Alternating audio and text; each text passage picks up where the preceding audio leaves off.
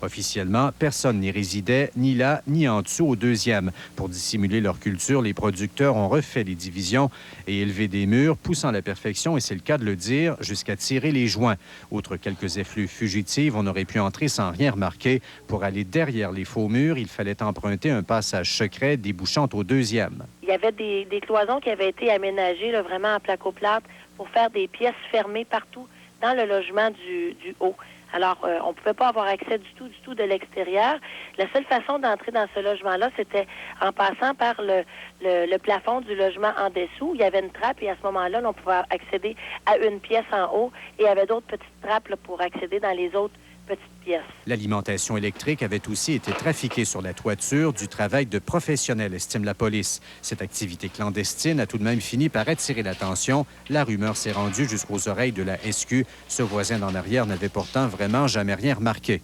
C'était en noir là-dedans. Je pensais que c'était même pas visible, le deuxième, le troisième. Je n'ai rien vu là de...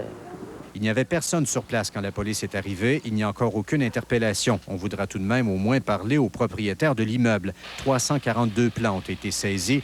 On estime que ce genre de culture à domicile est très répandu dans la région. Louis Cloutier, TVA Trois-Rivières.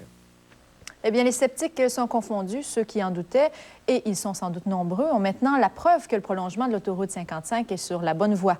Les ministres et députés ont même inauguré les travaux ce matin, même s'ils sont commencés depuis plusieurs mois déjà. Il y a deux raisons pour lesquelles le ministre Jacques Barry affiche un aussi radieux sourire. D'abord parce qu'il réalise un rêve d'enfant en opérant une immense pelle mécanique. Puis parce que l'engin lui permet de démontrer qu'il réussit à mettre en chantier le prolongement de l'autoroute 55 jusqu'à la 20. La preuve, l'un des 7 viaducs est complété. La construction d'un second vient de commencer. On coule du béton dans l'autre après-midi. Une ombre au tableau, les 35 millions investis par Québec ne permettent de construire qu'une voie dans chaque direction. Mais mieux réaliser une 2 voies que d'attendre d'avoir l'argent pour confirmer une 4 voies. À l'Association des ingénieurs du gouvernement qui souhaiterait plutôt que l'argent soit investi dans l'entretien des routes, le ministre réplique que cette nouvelle route sert aussi au développement économique. C'est un artère économique important. Ces travaux ont déjà été annoncés dans le passé par les ministres Henri Lemay et Marc-Yvan Côté. Cette fois, dit Michel Morin, rien ne peut les faire arrêter, pas même les changements au Conseil des ministres. Je vous donne la certitude que l'autoroute 55 se rendra jusqu'à l'autoroute 20 d'ici 2005, décembre 2005. Le calendrier des travaux prévoit que la section de route entre Saint-Célestin et Saint-Wenceslas sera praticable à la fin de 2003 et la section restante sera ouverte à la fin de 2005. Pierre Saint-Yves, TVA, Trois-Rivières. L'Université du Québec à Trois-Rivières va pouvoir souffler un peu. Québec lui accorde un nouveau financement de 27 millions de dollars sur 3 ans dans le cadre du programme des contrats de performance. Le ministre de l'Éducation, François Legault, viendra lui-même annoncer la nouvelle à Trois-Rivières demain. Les parents des 8 jeunes victimes de la tragédie de Saint-Jean-Baptiste de Nicolet ont pris la plume pour souligner le premier anniversaire de l'accident survenu le 16 mars 2000. Ils se sont concertés pour rendre leur témoignage public en retenant une pleine page du Courrier Sud. C'est la première fois que les parents en deuil s'adressent ainsi à la population pour dévoiler à leur façon le cheminement qu'ils ont fait dans cette terrible épreuve. Situation identique pour ce soir et cette nuit, ciel dégagé minimum de -9 et demain mardi. Par l'Hôtel de Ville que sa candidature n'était pas recevable parce que le poste était réservé aux étudiants. Or, elle a tout de suite porté plainte pour atteinte à ses droits.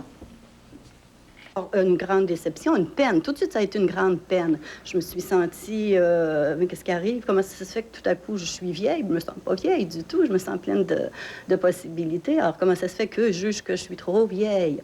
Alors, surtout que je pouvais pas comprendre, puisque je faisais du bénévolat, j'étais bien pour faire du bénévolat. Pourquoi je pouvais tout à coup pas être bien pour un poste rémunéré?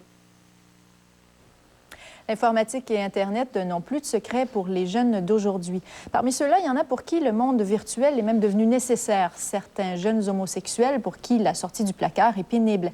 Tellement que certains sexologues suggèrent aux adolescents de visiter la toile plutôt que de vivre dans le secret. Pour les jeunes homosexuels de 16 ou 17 ans, sortir du placard n'a rien d'une partie de plaisir.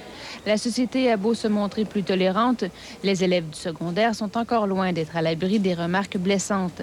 C'est quand on se retrouve dans un endroit où il y a beaucoup de personnes, comme par exemple une cafétéria, puis qu'on se fait chanter comme des chansons comme Dimanche au soir au Château Gay, c'est pas très... c'est stupide, dans le fond, mais ça touche. La plupart des jeunes gays trouvent alors refuge dans Internet, encore le meilleur moyen pour faire des rencontres. Mon ex-copain, je l'ai trouvé, si on veut, par Internet, parce que j'aurais pas pu vraiment le trouver autrement, parce que ça se trouve pas... ça se trouve pas si facilement que ça. C'est pas écrit dans le front de tout le monde. Jason Charret fait partie des chanceux qui ont une excellente relation avec leurs parents. Mais pour d'autres, Internet est le seul endroit où ils peuvent s'épanouir. Mais très rapidement, il y a d'une part une solidarité et d'autre part une information, un support, une facilitation à l'acceptation. Au moins une personne sur 10 serait homosexuelle, mais la plupart des jeunes vivent encore leur orientation dans le secret, ce qui entraîne des statistiques inquiétantes. Chez les adolescents, un suicide sur 3 serait dû à l'orientation sexuelle. Alors même si le chat ne garantit pas l'âme sœur, bien des sexologues continueront à encourager leurs jeunes clients à visiter Internet, ne serait-ce que pour briser leur isolement une fois pour toutes. Isabelle Audet, TVA, Trois-Rivières. C'est une portion de la rue Saint-Paul à Trois-Rivières qui remporte assurément cette année le Grand Prix, toute catégorie des nids de poules. Tellement que l'Hôtel de Ville va adopter ce soir un budget d'urgence de près d'1,5 million de dollars pour réparer le segment entre les rues Saint-Maurice et Whitehead.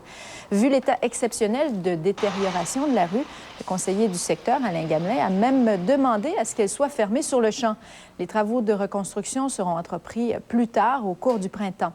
Pour juger de l'ampleur de l'intervention, il faut savoir que le coût des travaux sera l'équivalent des 2/3 du budget annuel total de la Ville pour ces rues et trottoirs. Et puis on dit souvent qu'un gros lot à la 649, ça ne change pas le monde, mais pour 3 infirmières de Trois-Rivières, ça fait toute la différence. Nicole Boileau, Hélène Farley et Carmen Como ont remporté samedi 2,5 millions de dollars. Elles empochent donc 833 000 dollars chacune.